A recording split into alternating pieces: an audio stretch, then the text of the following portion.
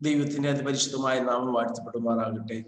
വീണ്ടും ഒരു പ്രാവശ്യം കൂടെ നിങ്ങളുടെ മധ്യത്തിൽ ദൈവത്തിന്റെ വചനവുമായി കടന്നു വരുവാൻ ദൈവം ഇടയാക്കിയതിനാൽ ഞാൻ ദൈവത്തെ സ്തുതിക്കുന്നു, സ്തോത്രം ചെയ്യുന്നു.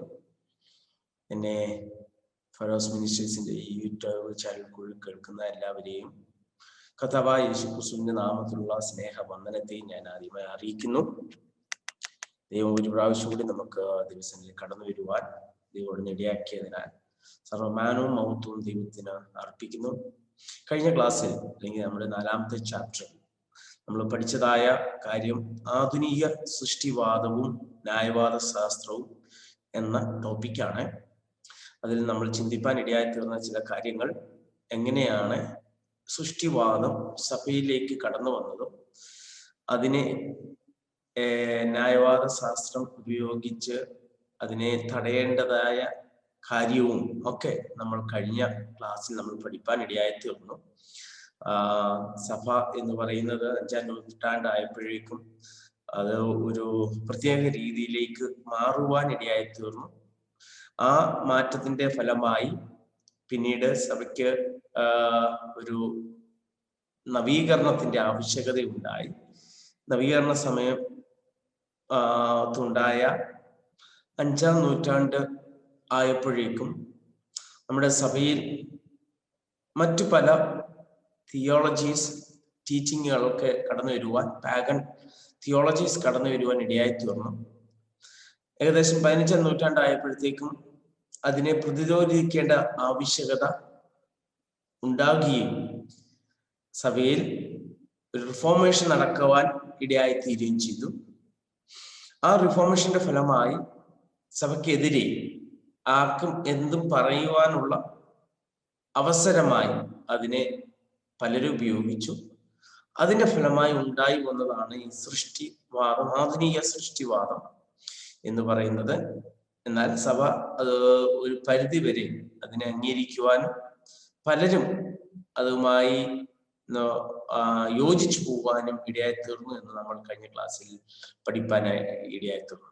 ഇന്നത്തെ ക്ലാസ്സിൽ നമ്മൾ ചിന്തിക്കാൻ ആഗ്രഹിക്കുന്നത്, കഴിഞ്ഞ ക്ലാസ്സിൽ ഞാൻ പറഞ്ഞായിരുന്നു, സൃഷ്ടിവാദം ഭാരതത്തിൽ എന്നുള്ള ടോപ്പിക്കാണ്. നമുക്ക് അതിലേക്ക് കടക്കാം. പാശ്ചാത്യ രാജ്യങ്ങളിൽ നടക്കുന്നതിന്റെ പകർപ്പാണ് ഭാരതത്തിലെ ദൈവശാസ്ത്ര മേഖലയിലെ അന്തരീക്ഷം. അങ്ങനെ ജർമ്മനിയിലെ നാസ്തികവാദ ദൈവശാസ്ത്രത്തിന്റെ ഉത്ഭവത്തോടു കൂടി മാർത്തോമാ സഭ, CSI, CNI, മെത്തഡിസ്റ്റ്, ലൂതറൻ പോലുള്ള ചില സഭകളിൽ വേദപഠനശാലകളിൽ നിന്ന് പരിശീലനം പ്രാപിച്ചവരിൽ നാസ്തികവാദത്തെ ദൈവശാസ്ത്ര സ്വാധീനം ചെലുത്തുകയും ദൈവശാസ്ത്രപരമായ അവർ നാസ്തികവാദികൾ ആയിത്തീരുകയും ചെയ്തു. ഇതാണ് ഇന്ത്യയിലെ ന്യായവാദ ശാസ്ത്രത്തിന്റെ ചരിത്രത്തിന്റെ ആരംഭം എന്ന് പറയുന്നത്. നമ്മൾ പലപ്പോഴും പാശ്ചാത്യ രാജ്യങ്ങളിൽ എന്താണോ നടക്കുന്നത്, എന്താണോ പഠിപ്പിക്കുന്നത്, അതിനെ നമ്മൾ ഭാരതത്തിലും പഠിപ്പിക്കുന്ന ഒരവസ്ഥയായിരുന്നു നമുക്കുണ്ടായിരുന്നത്. അങ്ങനെ ഉണ്ടായിരുന്ന ആ അവസ്ഥയിൽ കഴിഞ്ഞ ക്ലാസ്സിൽ നമ്മൾ പഠിച്ചതുപോലെ ജർമ്മനിയിലെ നാസ്തികവാദ ദൈവശാസ്ത്രത്തിന്റെ ഉത്ഭവം ഉണ്ടാവുവാനിടയായി തീർന്നു. അതിന്റെ ഫലമായി നാസ്തികവാദ ദൈവശാസ്ത്രം, അത് നമ്മൾ പ്രത്യേകം മനസ്സിലാക്കണം. ഏകദേശം ദൈവത്തെ അംഗീകരിക്കുകയും ദൈവം ഇല്ല എന്ന് പറയും, ദൈവം ഉണ്ട് എന്ന് പറയുകയും ചെയ്യുന്ന ഒരു രീതിയാണ് നാസ്തികവാദ ദൈവശാസ്ത്രം എന്ന് പറയുന്നത്. ദൈവത്തിന് കൂടുതൽ ഇമ്പോർട്ടൻസ് കൊടുക്കാതെ അവരുടെ ചിന്തകൾക്കും അവരുടെ പഠനങ്ങൾക്കും അവരുടെ ലോജിക്കിനും കൂടുതൽ ഇമ്പോർട്ടൻസ് കൊടുക്കുന്നവരാണ് ഈ നാസ്തിക ദൈവശാസ്ത്രം എന്ന് പറയുന്നത്. അതിനൊരു ഉദാഹരണം പറയാം, പഴയ നിയമത്തിൽ നിന്ന് പറയാം. ഈ നാസ്തിക ദൈവശാസ്ത്രത്തിന്റെ പഠനം ഇങ്ങനെയാണ്.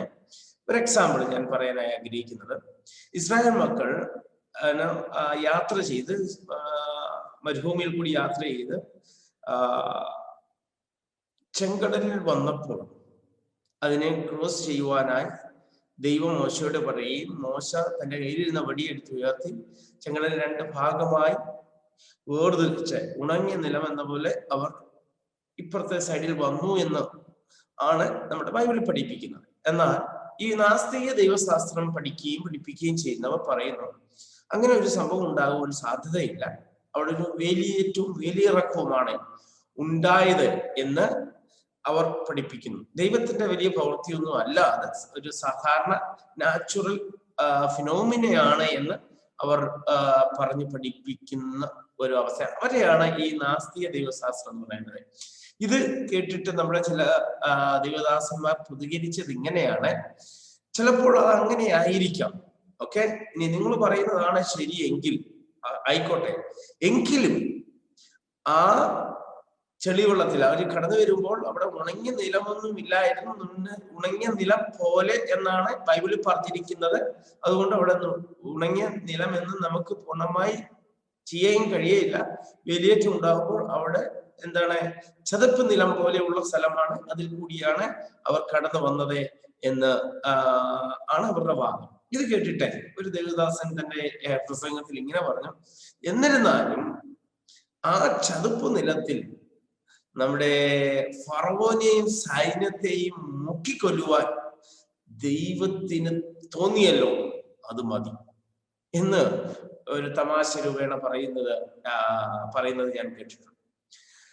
ഇത് കടന്നു വന്നത്, ഇന്ത്യയിലേക്ക് കടന്നു വന്നത് ചില സഭകളിലേക്കും അവരുടെ പഠന രീതിയിലേക്കും അവരുടെ സെമിനാരികളിലേക്കും, മാർത്തോമ സഭയും CSIയും CNIയും മെത്തഡിസ്റ്റ്, ലൂതറൻ എന്നീ സഭകളിലെ അല്ലെങ്കിൽ അവരുടെ സെമിനാരികളിൽ എന്നീ സഭകളിലേക്കോ അല്ലെങ്കിൽ അവരുടെ സൺഡേ നടക്കുന്ന ആരാധനയിലേക്കല്ല ഇത് കടന്നു വന്നത്. ഇത് കടന്നു വരുന്നത് ബേസിക്കലി സെമിനാരികളിലേക്കാണ്.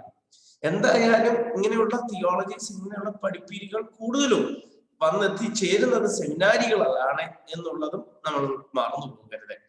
അങ്ങനെ അവിടെ അവർ അത് പഠിപ്പിക്കുകയും ചില സഭകൾ വേദപഠനശാലയിൽ നിന്ന് പരിശീലനം പ്രാപിച്ചവർ നാസ്തിക ദൈവശാസ്ത്ര സ്വാധീനം ചെലുത്തുകയും ദൈവശാസ്ത്രപരമായി അവർ നാസ്തികവാദികളായി തീരുകയും ചെയ്തു. ഇത് പഠിപ്പിച്ചപ്പോൾ, നാസ്തിക ദൈവശാസ്ത്രം പഠിച്ചപ്പോൾ അവർ ദൈവശാസ്ത്രപരമായി നാസ്തികവാദികളായി തീരുകയും ചെയ്തു.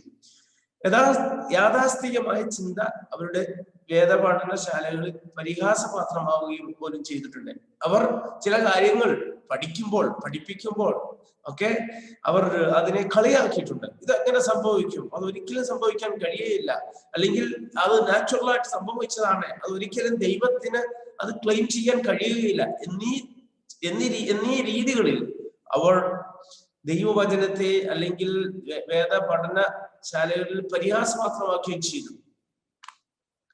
സുവിശേഷത്തിന് സമർപ്പണമുള്ളവരെ പോലെയോ വേദപഠനശാലകളിൽ വേദപുസ്തകത്തിന്റെ ചരിത്ര ശാസ്ത്രം വിശ്വസനീയത അംഗീകരിക്കുന്നവരെയോ 40കളുടെ ഘട്ടത്തിൽ കണ്ടെത്തുക വിഷമമായിരുന്നു.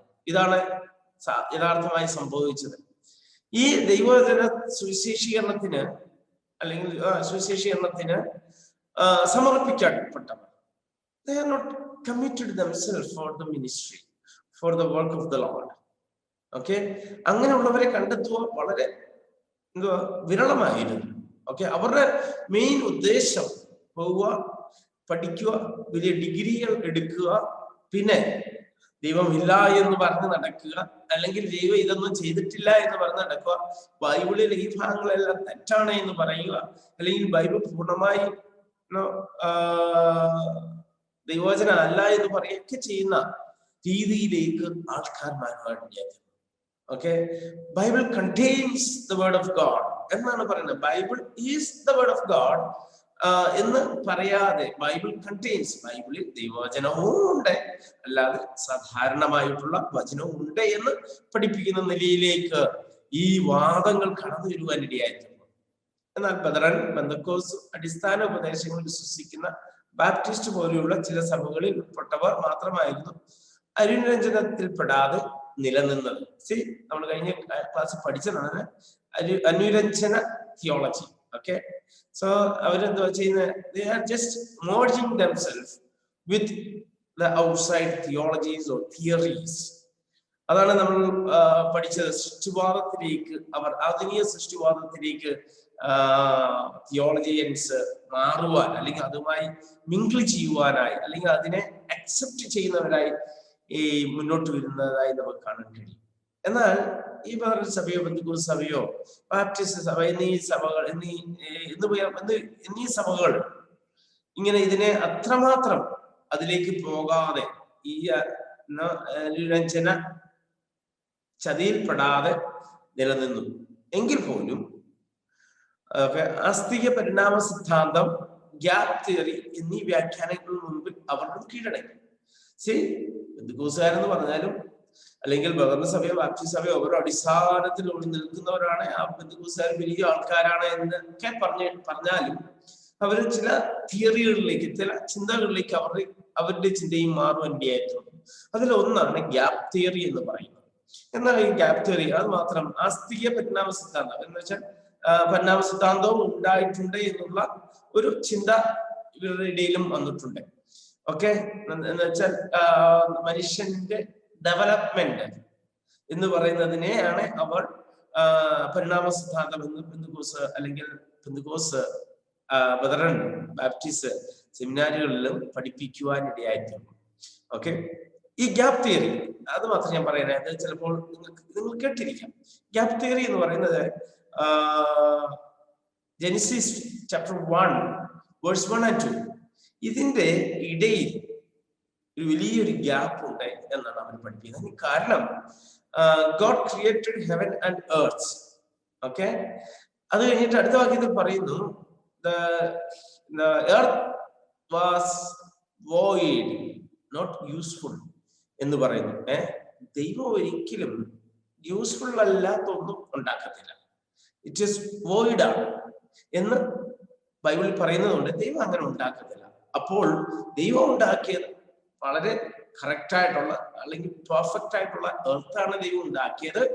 എന്നാൽ കുറച്ചു കാലങ്ങൾ കഴിഞ്ഞപ്പോൾ അത് യൂസ്ലെസ് ആയി മാറിയതാണ് കാലഘട്ടത്തിന്റെ ഇതിന്റെ ഈ തിയറിയാണ് ഗ്യാപ് തിയറി എന്ന് പറയുന്നത്.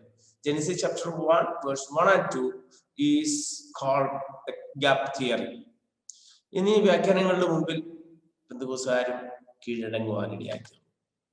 പരിണാമ സിദ്ധാന്തത്തിന് ഉറച്ച നിലപാടെടുത്ത ആദ്യ ഭാരതീയർ പരേതനായ പ്രൊഫസർ എച്ച് ഇനോക്ക് ആയിരുന്നു.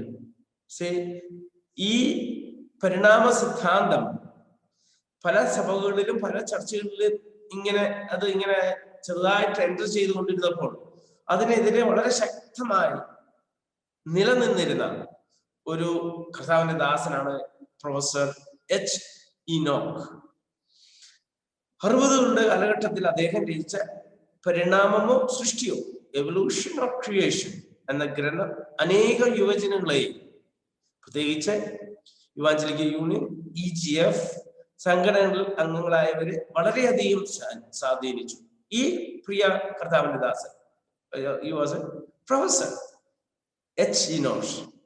ഓക്കെ, ഇവല്യൂഷൻ ഓഫ് ക്രിയേഷൻ എന്ന് പറയുന്ന ഒരു വളരെ വളരെ വാല്യൂഡ് ആയിട്ടുള്ള ഒരു ഗ്രന്ഥം അദ്ദേഹം രചിപ്പാനിടയായി തീർന്നു. അത് ഏറ്റവും കൂടുതൽ ഉപയോഗിക്കപ്പെട്ടത് EU ഇവാഞ്ചലിക്കൽ യൂണിയൻ, EGF ഇങ്ങനെ പറയുന്ന പല ക്യാമ്പസ് ക്രൂസൈഡ് പോലെ, EU എന്നൊക്കെ പറയുന്ന ക്യാമ്പസ് ക്രൂസൈഡ് പോലെയുള്ള പല സംഘടനകളിൽ ഇത് ഉപയോഗിക്കുക, അല്ലെങ്കിൽ ഈ ഇവല്യൂഷൻ ഓഫ് ക്രിയേഷൻ, പരിണാമമോ സൃഷ്ടിയോ എന്ന പുസ്തകം അധികം വായിക്കുവാനും അത് വായിച്ചതിന്റെ ഫലമായി അവരെ സ്വാധീനിക്കാനിടയായിട്ടുണ്ട്. UESI സംഘടനയിലുള്ള വിദ്യാർത്ഥികളും മാസികകൾ കൂടി ധാരാളം ലേഖനങ്ങൾ അദ്ദേഹം പ്രസിദ്ധീകരിച്ചു. അദ്ദേഹം ഈ ഒരു ബുക്ക് എഴുതിയ മാത്രമല്ല, UESI എന്ന സംഘടനയുടെ വിദ്യാർത്ഥി മാസികകളിൽ ഇത് ആക്ച്വലി എത്തേണ്ടത് വിദ്യാർത്ഥികളിലാണ്. ഇത് കൂടുതലും സഭകളിലല്ല എത്തേണ്ടിയിരുന്നത്, ഇത് എത്തേണ്ടത് വിദ്യാർത്ഥികളാണ്. അതുകൊണ്ടാണ് ഈ പ്രിയ കർത്താവിന്റെ ദാസ എച്ച് ഇനോക്ക് UESI സംഘടനയുടെ വിദ്യാർത്ഥികളുടെ മാസികയിൽ ധാരാളം ലേഖനങ്ങൾ എഴുതിയിട്ടുണ്ട്. എന്താണ് പരിണാമ സിദ്ധാന്തം ശരിയല്ല, ദൈവത്തിന്റെ വചനമാണ് ശരി, അതാണ് യാഥാർത്ഥ്യം. ഇവല്യൂഷൻ എന്ന് പറയുന്നത് it is not a proved theory എന്നല്ല അദ്ദേഹം കുഞ്ഞുങ്ങളെ പഠിപ്പിക്കുവാൻ ദൈവം ഉപയോഗിച്ചു. 60കളുടെയും 70കളുടെയും കാലഘട്ടത്തിൽ സൃഷ്ടിയോ വേദപുസ്തകത്തിന്റെ ചരിത്ര വിശ്വാസ്യതയോ വ്യക്തമാക്കിക്കൊണ്ട് എഴുതുന്ന ലേഖനങ്ങൾ പ്രസിദ്ധീകരിക്കുവാൻ മാസികളൊന്നും തയ്യാറായിരുന്നില്ല. ഈ ഒരു വളരെ ശോചനീയമായ ഒരു അവസ്ഥയായിരുന്നു ഈ 60ലും 70ലും ഉണ്ടായിരുന്നത്. ഈ സൃഷ്ടിയെയോ വേദപുസ്തകത്തിന്റെ ചരിത്ര വിശ്വാസ്യതയോ വ്യക്തമാക്കിക്കൊണ്ട് എഴുതുന്ന ലേഖനങ്ങൾ പ്രസിദ്ധീകരിക്കുവാൻ മാസികളൊന്നും തയ്യാറാണ്. ഒരു മാസികയിൽ ബിബ്ലിക്കലി പ്രൊഡ്യൂസ് ചെയ്യപ്പെടുന്ന പല ലേഖനങ്ങളും പ്രസിദ്ധീകരിക്കുവാൻ തയ്യാറായ അവർ പിന്നോട്ട് മാറി. ഒരു പെന്തക്കോസ്ത് മാസികയായ ക്രോസ് ആൻഡ് ക്രൗൺ മാത്രമായിരുന്നു ഇതിൽ ആഗ്രഹം പ്രകടിപ്പിച്ചത്. ഇന്ത്യയിലെ ഒരു പെന്തക്കോസ്ത് മാഗസീനാണ്, അതിന്റെ പേരാണ് ക്രോസ് ആൻഡ് ക്രൗൺ. അത് പ്രസിദ്ധീകരിച്ചിരുന്നത് രാജസ്ഥാൻ ഉദയ്പൂരിൽ നിന്നാണ്. ഈ മാസികയുടെ പ്രധാന പത്രാധിപർ ഡോക്ടർ തോമസ് മാത്യൂസ് ആണ്. ഇവരെല്ലാം നമ്മൾ ഓർക്കണം, ഇവരെ കുറിച്ചെല്ലാം നമ്മൾ പഠിക്കണം. എങ്ങനെയാണ് ഇത് ഇന്ത്യയിലെത്തിയത്, എങ്ങനെയാണ് ഈ ന്യായവാദ ശാസ്ത്രം ഇന്ത്യയിൽ ഉപയോഗിക്കപ്പെട്ടത്, അതിന് പ്രയോജനങ്ങളൊക്കെ എന്താണ് ഒക്കെ നമുക്ക് മനസ്സിലായി. പല പഠിപ്പീരുകളും വെസ്റ്റേൺ കൺട്രീസ് ഇന്ത്യയിലേക്ക് വന്നപ്പോൾ പല ദൈവദാസന്മാരെയും ദൈവം എഴുന്നേൽപ്പിച്ച് അതിനെതിരെ എഴുതുവാൻ ദൈവം പലരെയും ഉപയോഗിച്ചു. പല പ്രൊഫസേഴ്സിനെ, ഹൈ ക്വാളിഫൈഡ് ആയിട്ടുള്ള പ്രൊഫഷണലിസ്റ്റിനെ ദൈവം എഴുന്നേൽപ്പിച്ച് ഇതിനെതിരെ നിൽക്കുവാൻ, stand as a great apologetic for the kingdom of God. അതിലെ പല പേരുകളാണ് നമ്മളിപ്പോൾ പഠിച്ചത്. എച്ച് ഇനോഷ്, അതുപോലെ തന്നെ ഉദയ്പൂരിൽ നിന്ന് മാഗസിൻ പ്രസിദ്ധീകരിച്ച തോമസ് മാത്യൂസ്, ഈ ക്രോസ് ആൻഡ് ക്രൗൺ എന്ന് പറയുന്ന മാസിക, ഇതെല്ലാം ഇതിനു വേണ്ടി ശക്തമായി നിലനിന്ന കാര്യങ്ങളായിരുന്നു. വേദപുസ്തകത്തിന്റെ ആധികാരികതയെ സ്പഷ്ടമാക്കുന്ന ലേഖനങ്ങൾ പ്രസിദ്ധീകരിക്കുന്നതിൽ അവർ വ്യക്തമായ നിലപാട് സ്വീകരിച്ചു. അതാണ് അതിന്റെ വളരെ പ്രധാനപ്പെട്ടതായ ഒരു കാര്യം. അവര് അത് വെറുതെ വിടുകയല്ലായിരുന്നു ചെയ്തത്. അവർ അതിനുവേണ്ടി വ്യക്തമായി ചില കാര്യങ്ങൾ മുന്നോട്ട് വെക്കുവാൻ ഇടയാക്കിയിരുന്നു. കഴിഞ്ഞ അനേക ദശാബ്ദങ്ങളായി അത്തരത്തിലുള്ള ലേഖനങ്ങൾ അവർ പ്രസിദ്ധീകരിക്കുകയും ചെയ്തിരുന്നു. 70കളിൽ fellowship of Christian men of science, FOCMOS എന്ന നാമധേയത്തിൽ ഒരു സംഘം ശാസ്ത്രജ്ഞന്മാർ കൂടി വരുവാനിടയായിട്ടുണ്ട്. ക്രിസ്തീയ ന്യായവാദ ശാസ്ത്രത്തിന്റെ അർത്ഥപൂർണമായ പങ്കുവഹിച്ച മറ്റൊരു വ്യക്തിയാണ് ഡോക്ടർ ജോൺസൺ ജോർജ്. കേരളത്തിൽ ജനിച്ച മധ്യപ്രദേശിൽ വളർത്തപ്പെട്ട ഇദ്ദേഹം ഒന്നിലധികം ഭാഷകളിൽ വിദഗ്ധനായിരുന്നു.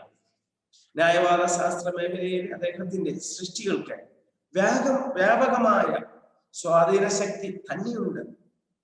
ന്യായവാദ ശാസ്ത്ര മേഖലയിൽ പങ്കുവഹിച്ചിട്ടുള്ള വ്യക്തികളിൽ doctor Ezhamkulam Sankutty, JC Dev, R Krishnankutty, Paul K Ramakrishnan എന്നിവരുടെ പേരുകൾ പ്രത്യേകം പ്രസ്താവ്യമാണ്. ഇവരെയൊക്കെ കുറിച്ച് ചിലപ്പോൾ നിങ്ങൾ കേട്ടിട്ടുണ്ടാവും. JC ദേവ് എന്നൊക്കെ പറയുന്ന കർത്താവിന്റെ ദാസന്മാര് വളരെ ശക്തമായ രീതിയിൽ ദൈവത്തിന്റെ നാമത്തിന് വേണ്ടി, അല്ലെങ്കിൽ ദൈവവചനത്തിന്റെ അടിസ്ഥാനങ്ങൾക്ക് വേണ്ടി നിലനിൽക്കുവാൻ, അല്ലെങ്കിൽ നിലനിൽക്കാൻ വേണ്ടി ദൈവത്താൽ ഉപയോഗിക്കപ്പെട്ടവരാണ്.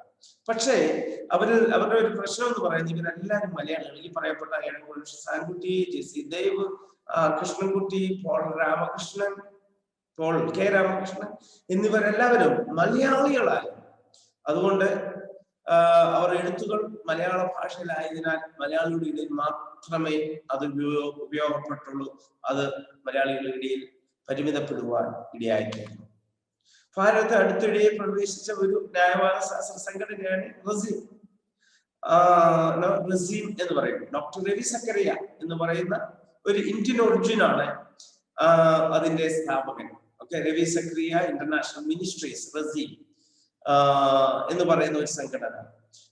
രവി സക്കറിയ എന്ന അദ്ദേഹത്തിന് അമേരിക്കയിൽ ഈ സംഘടന സ്ഥാപിതമായ അമേരിക്കയിലാണ് സംഘടന. ഭാരതത്തിൽ അനേക സ്ഥലങ്ങളിൽ ന്യായവാദ ശാസ്ത്ര പരിശീലന പരിപാടികൾ ഇവർ നടത്തി വരും. കുറെ സ്ഥലങ്ങളിൽ ഇവൻ പ്രിയ കർത്താവൻദാസിന്റെ വിശ്വക്രിയ പല ആ സ്ഥലങ്ങളിൽ ഇന്ത്യയിൽ വന്നിട്ട് ഈ ന്യായവാദ ശാസ്ത്ര മേഖലകളെ അല്ലെങ്കിൽ അതിൽ കൂടി അനേകം പേർക്ക് സത്യവചനം പറഞ്ഞു കൊടുക്കുവാൻ ദൈവത്താൽ ഉപയോഗിക്കപ്പെട്ടിരുന്ന ഒരു ദേവദാസാണ് ഡോക്ടർ രവി സക്രിയ.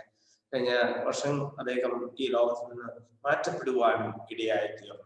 ഓക്കെ, സൃഷ്ടിയിലെ ദിവസങ്ങൾ യുഗങ്ങളാണെന്നുള്ള പഠിപ്പിക്കൽ ഒഴിച്ചാൽ വേദപുസ്തക അടിസ്ഥാനത്തിലാണ് ഇവരുടെ പോക്ക്. അവര് പറയുന്നു സൃഷ്ടിയിലെ ദിവസങ്ങൾ യുഗങ്ങളാണെന്നുള്ള പഠിപ്പിക്കൽ. ചിലപ്പോൾ നമ്മൾ അങ്ങനെ പറയും, അത് യുഗങ്ങളല്ല എന്ന് പറയും, ചിലരത് യുഗങ്ങളാണ് എന്ന് പറയും. ചില പെന്തക്കോസ്ത് സഭകളിൽ ഇത് പഠിപ്പിക്കുന്നുണ്ട്, ഇത് യുഗങ്ങളാണ് എന്ന്. കാരണം ചില സയന്റിഫിക് ആയിട്ടുള്ള റിസർച്ച് അല്ലെങ്കിൽ ചില എക്സ്കവേഷൻസില് കണ്ടുപിടിക്കുന്നതായ ചില അസ്ഥികളോ അല്ലെങ്കിൽ ചില വസ്തുക്കളൊക്കെ കണ്ടിട്ട് അതിന്റെ കാർബൺ ഡേറ്റിംഗ് ഒക്കെ ചെയ്യുമ്പോൾ മനസ്സിലാകുന്ന ഒരു കാര്യം, ഇത് 600 വർഷങ്ങൾക്ക് മുമ്പ് ഉണ്ടായിരുന്ന അല്ലെങ്കിൽ ജീവിച്ചിരുന്ന വ്യക്തികളോ അല്ലെങ്കിൽ മനുഷ്യരോ അല്ലെങ്കിൽ ജീവികളോ ആണ് എന്നുള്ള കണ്ടുപിടുത്തങ്ങൾ, ശാസ്ത്രീയമായ കണ്ടുപിടുത്തങ്ങൾ വന്നപ്പോൾ നമ്മുടെ പെന്തക്കോസ്ത് സമൂഹം അല്ലെങ്കിൽ ക്രിസ്ത്യൻ സമൂഹം, നമ്മുടെ സമൂഹം നമ്മുടെ ഈ 600 വർഷത്തേക്കുള്ള സൃഷ്ടിവാദത്തിന് ചെറിയൊരു മാറ്റം വരുത്തിയിട്ട് അവിടുത്തെ ഇടയിലുള്ള ദിവസങ്ങൾ, ഓക്കെ, ഡേ 1, ഡേ 2, ഡേ 3, ഈ ദിവസങ്ങളെല്ലാം ഒരു 24 അവേഴ്സിന്റെ ഒരു ദിവസമല്ല, അതൊരു യുഗങ്ങളായിട്ട് പഠിപ്പിക്കുന്ന ഒരു സമൂഹമാണ് ഈ റസീം രവി സക്രിയയുടെ സംഘടന. ഇതാണ് ഇന്ത്യയിലെ യഥാർത്ഥമായിട്ടുള്ള ന്യായവാദ ശാസ്ത്രത്തിന്റെ തുടക്കവും അതിന്റെ നിലനിൽപ്പും അത് മുന്നോട്ട് പോകുന്നത്. 19ാം നൂറ്റാണ്ടിന്റെ 2ാം പകുതിയിലും 20ാം നൂറ്റാണ്ടിന്റെ ആദ്യ പകുതിയിലും ദൈവശാസ്ത്ര അനുരഞ്ജന വികാസം പ്രാപിച്ച കാലയളവുകളായിരുന്നു. ഈ കാലയളവിൽ പ്രസിദ്ധമായ പല വേദ പഠനശാലകൾ, ജേണലുകൾ, പ്രസിദ്ധീകരണശാലകൾ ആദ്യവ പരിണാമ സിദ്ധാന്തമായും നാസ്തികവാദമായും അനുരഞ്ജനപ്പെട്ടു. വലിയൊരു ഡേഞ്ചർ സോണിലായിരുന്ന ക്രിസ്ത്യൻ സമൂഹം ആയിരുന്നു ഈ 19ാം നൂറ്റാണ്ടിലെ 2ാം പകുതിയിലും 20ാം നൂറ്റാണ്ടിലെ ആദ്യ പകുതിയിലും. അവർ ഈ സിദ്ധാന്തങ്ങളെ ഒരു പരിധിവരെ അംഗീകരിക്കുക, അത് വേദ പാഠശാലകൾ, ജേണലുകൾ, പ്രസിദ്ധീകരണങ്ങൾ ആദ്യമായവ പരിണാമ സിദ്ധാന്തമായും നാസ്തികവാദമായും അനുചിന്തപ്പെട്ടു. പല റൈറ്റിംഗ്സും അതിൽ ബേസ് ചെയ്ത് പുറത്തിറങ്ങുവാനിടയായിരുന്നു. തന്മൂലം സാധാരണ വിശ്വാസികളിൽ സംശയത്തിന്റെ വിത്തുകൾ മുളയ്ക്കുവാൻ ഇടയായി.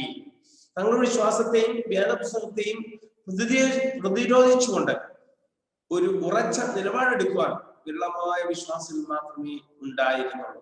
അങ്ങനെ പലരും ചിന്തിക്കുകയില്ല. ആരെങ്കിലും ഒരു സെമിനാരിയിൽ വന്ന് എന്തെങ്കിലും ഒന്ന് പറഞ്ഞാൽ അതൊരു പുതിയ അറിവാണ് എന്ന രീതിയിൽ അതിനെ അംഗീകരിക്കുന്ന ഒരു സമൂഹമായിരുന്നു നമ്മുടെ സമൂഹം. പക്ഷെ ആധുനിക സൃഷ്ടിവാദത്തിന്റെയും ന്യായവാദ ശാസ്ത്രത്തിന്റെയും ഉദയം സുവിശേഷ വിഹിത വിശ്വാസികളുടെ ഇടയിൽ ഒരു നവീകരണത്തിന് ചലനം സൃഷ്ടിക്കുവാൻ കാരണമായി. ഇതാണ് ഇതുകൊണ്ടുള്ള ഏറ്റവും പ്രധാനപ്പെട്ട ഒരു ഭാഗം. ഇങ്ങനെയുള്ള സൃഷ്ടിവാദവും മറ്റ് പരിണാമ സിദ്ധാന്തവും ഒക്കെ സഭയിലേക്ക് കടന്നു വന്നപ്പോൾ ന്യായവാദ ശാസ്ത്രം അത് സ്ഥലവിടുന്ന് എഴുന്നേൽക്കുവാൻ ഇടയായിട്ടുണ്ട്. അങ്ങനെ അതിൽ കൂടി ഉണ്ടായ പ്രതികരണങ്ങൾ വലിയ ചലനം സൃഷ്ടിക്കുവാൻ ഇടയായിട്ടുണ്ട്. ലോകത്ത് ആകമാനമുള്ള വേദശാസ്ത്രജ്ഞന്മാരുടെയും ചിന്തകരുടെയും വേദ അധ്യാപകരുടെയും ഇടയിൽ ശക്തമായ ഒരു സ്വാധീനത ഉളവാക്കുവാൻ കഴിയുകയും അതുകൊണ്ട് ന്യായവാദ ശാസ്ത്ര ഗ്രന്ഥങ്ങളും മാസികകളും ലേഖനങ്ങളും പ്രസിദ്ധീകരിക്കാൻ കഴിയുകയും ചെയ്തത് സഭയിൽ കടന്നുകൂടിയ നിരീശ്വരവാദികളെയും സമൂല പരിവർത്തനവാദികളെയും പ്രത്യുത ചലനം ചെയ്യിപ്പിച്ചു. ഓക്കെ, ഈ ന്യായവാദ ശാസ്ത്രം കൊണ്ട് ഒത്തിരി പേരെ സഭയിൽ നിന്ന് പുറത്താക്കുവാനിടയായിട്ടുണ്ട്. ഈ ന്യായവാദ ശാസ്ത്രം കൊണ്ട് സൃഷ്ടിവാദം കൊണ്ടുവന്നവരെ, പരിണാമ സിദ്ധാന്തം പഠിപ്പിച്ചവരെല്ലാം, അതുപോലെ തന്നെ സമൂല പരിവർത്തനവാദികൾ, നിരീശ്വരവാദികൾ, ഇതെല്ലാം സഭയിലേക്ക് കടന്നു വരുവാൻ ഇടയായിട്ടുണ്ട്. ന്യായവാദ ശാസ്ത്രം വരെ എല്ലാം സഭയിൽ നിന്ന് പുറത്തു ചാടിപ്പാൻ ഇടയായിരുന്നു. അങ്ങനെ ക്രിസ്തീയ സഭയെ വ്രണപ്പെടുത്തിക്കൊണ്ടിരുന്ന നിരീശ്വരവാദത്തെ നിലയ്ക്ക് നിർത്തുവാൻ ആധുനിക ന്യായവാദ ശാസ്ത്രത്തിന് സാധിച്ചു. ഇതാണ് ന്യായവാദ ശാസ്ത്രം കൊണ്ടുള്ള പ്രയോജനം. എന്ത് സാധിച്ചു എന്ന് വെച്ചാൽ നിരീശ്വരവാദത്തെ അതിനെ നിലയ്ക്ക് നിർത്തുവാൻ അല്ലെങ്കിൽ പള്ളിക്ക് പുറത്തു ചാടിക്കുവാൻ കഴിഞ്ഞത് കാരണം ഈ ന്യായവാദ ശാസ്ത്രമാണ്. എന്തിനേറെ അവിശ്വാസത്തിന്റെ നീർച്ചുഴിയിൽ വീണ അനേകരെ വിശ്വാസത്തിന് ഉറപ്പുള്ള പാറയിലാക്കുവാൻ ന്യായവാദ ശാസ്ത്രത്തിന് കഴിഞ്ഞു എന്നത് പ്രത്യേകം പ്രസ്താവ്യമാണ്. വിശ്വാസ പോർക്കളത്തിലെ വിശ്വാസികളുടെ വിശ്വാസവും ഇതുമൂലം സ്ഥിരപ്പെടുവാൻ ഇടയായി തീർന്നു. ഇതാണ് ന്യായവാദ ശാസ്ത്രം കൊണ്ടുള്ള ഏറ്റവും പ്രധാനപ്പെട്ട പ്രയോജനങ്ങൾ. ദൈവം ഈ ക്ലാസ്സിൽ കൂടി നമ്മളെ അനുഗ്രഹിക്കട്ടെ എന്നുള്ള പ്രാർത്ഥന ഞാൻ അവസാനിപ്പിക്കുന്നു. വീണ്ടും അടുത്ത ക്ലാസ്സിൽ കാണുന്നവരെയും ദൈവം നമ്മളെ അവിടെ എവിടെയായി പരിപാലിക്കട്ടെ എന്നുള്ള പ്രാർത്ഥനയോട് നിർത്തുന്നു. Thank you. God bless you.